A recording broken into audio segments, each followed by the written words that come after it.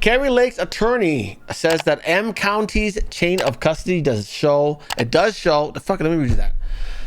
Kari Lake's attorney says that Maricopa County's chain of custody does show that 18,000 illegal ballots were injected the day after the polls closed in 2020. Look at that. Wow. So this is not about hers. This is about DT's. That's interesting. Kari's attorney, Brian Blem, published a chain of custody document from 2020 election in Maricopa County, which appears to show that 18,000 illegal ballots were injected the day after polls closed, after the polls closed on November 4th. Arizona's November 3rd, 2020 election in Arizona was decided by less than 10,500 votes. The same issues with missing chain of custody and late ballots that were accepted in the 2022 election that was stolen from Kari. Kari Lake is still fighting her lawsuit against a rigged selection in Maricopa County, where 59% of machines failed on election day, targeting Republicans. Lake's attorneys have filed a notice of appeal against Maricopa County Superior Court Judge Peter Thompson and his ruling, dismissing her lawsuit and new evidence of rigged voting machines before the recent trial. They plan to take their challenge all the way to the U.S. Supreme Court. The TGP reported Blem filed a lawsuit on behalf of We the People AZ Alliance against third-party Runbeck Selection Services and Maricopa County for public records relating to chain of custody and video documentation of ballot receipts at Runbeck facility after discovering that tens of thousands of ballots were injected into the system. Oh, look at that. This lawsuit and Kari Lake's lawsuit are still ongoing.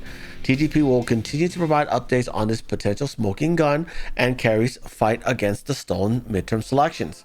The newly published document legitimizes claims by Lake's attorney that 35,563 illegal ballots with no chain of custody were added to the count during the November 8th, 2022 election, and Variety Votes claim that at least 18,000 mail-in ballots were accepted after election day, starting on November 4th. 2020. So that's 18,000 2020. The AZ Supreme Court issued bogus and meaningless sanctions for Lake's attorneys over these likely factual claims regarding ballot chain of custody. Still, the court denied defendants' attorneys' fees, and a sanction for just $2,000 to the court was just a joke. Wait, what? Was a joke. Additionally, as the TGP previously reported, an investigation by Variety Vote during 2020 election discovered about 740,000 ballots were accepted and counted without the proper chain of custody documentation in violation of Arizona law.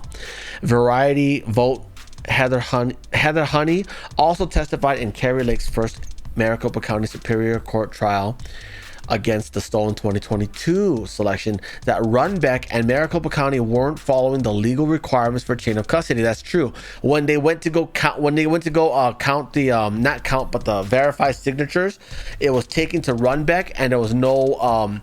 They're supposed to have observers from all parties. All major parties are supposed to have observers, and they didn't have that.